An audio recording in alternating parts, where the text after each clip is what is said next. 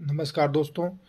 Donald Trump का कहना है कि वह यूक्रेन को टॉमहॉक मिसाइलें भेज सकते हैं और टॉमहॉक मिसाइलें रूस के भीतर गहरे लक्ष्यों पर हमला करने की यूक्रेन की क्षमता को बढ़ाएंगी। अमेरिकी राष्ट्रपति डोनाल्ड ट्रंप यूक्रेन को लंबी दूरी की टॉमहॉक क्रूज मिसाइलें भेजने पर विचार कर रहे हैं। रविवार को एयरफोर्स वन पर पत्रकारों द्वारा यह पूछे जाने पर कि क्या वह कीव को टॉमहॉक्स देंगे, ट्रंप ने जवाब दिया, देखेंगे, हो सकता है मैं दूं। उन्होंने कहा कि ये मिसाइलें रूस के साथ यूक्रेन में युद्ध में आक्रामकता का एक नया कदम होंगी। यह टिप्पणी ट्रंप और यूक्रेनी राष्ट्रपति व्लादिमीर जेलेंस्की के बीच सप्ताहांत में हुई फोन कॉल के बाद आई है, जिसमें उन्होंने रूस के खिलाफ जवाबी हमले शुरू करने के लिए मजबूत सैन्य समर्थन पर जोर दिया था। जेलेंस्की ने कहा है कि वह शुक्रवार को वाशिंगटन में ट्रंप से मुलाकात करेंगे, जिसमें वायु रक्षा और लंबी दूरी की क्षमताओं पर चर्चा होगी।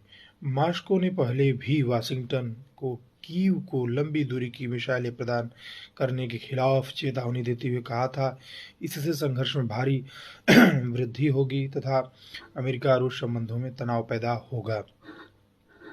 टॉमहॉक मिसाइलों की मारक क्षमता 2500 किलोमीटर है, जिससे मॉस्को यूक्रेन की पहुंच में आ जाएगा। हाल के महीनों में रूस के प्रति ट्रंप का रवैया कठोर हो गया है, क्योंकि वे कीव के साथ युद्ध विराम समझौते पर पहुंचने में व्लादिमीर पुतिन के सहयोग की कमी से अधीर हो गए हैं। उन्होंने कहा, मैं उनसे रूस से कह सकता हूं कि यदि युद्ध समाप्त नहीं होता है तो हम कीव में टॉमहॉक्स भेज सकते हैं।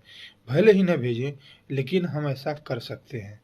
अमेरिकी राष्ट्रपति ने कहा, क्या वे रूस चाहते हैं कि टॉमहॉक्स उनकी दिशा में जाएं? मुझे ऐसा नहीं लगता। रविवार को क्रेमलिन के प्रवक्ता दिमित्री पेस्केव ने कहा कि टॉमहॉक्स का मुद्दा रूस के लिए बेहद चिंताजनक है।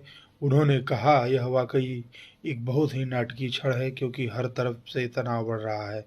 सितंबर में पेस्केव ने टॉमहॉक्स के खतरे को खारिज करते हुए कहा था कि वे युद्ध की गतिशीलता को बदलने में सक्षम नहीं होंगे, लेकिन रविवार को अपनी टिप्पणी में उन्होंने कहा कि यदि टॉमहॉक्स को रूस पर दागा गया तो मॉस्को यह नहीं बता सकेगा कि वे परमाणु हथियार ले जा रहे हैं या नहीं। उन्होंने कहा, रूसी संघ को क्या सोचना चाहिए, रूस को कैसी प्रतिक्रिया देनी चाहिए।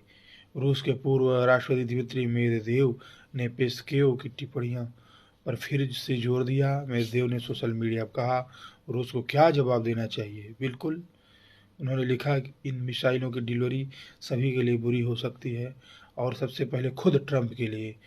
मेदवेदेव, जो पिछले कुछ वर्षों में तेजी से आक्रामक होते जा रहे हैं, अक्सर अपने सोशल मीडिया पर क्रेमलिन की तुलना में अधिक चरमपंथी रुख अपनाते हुए पोस्ट करते रहते हैं।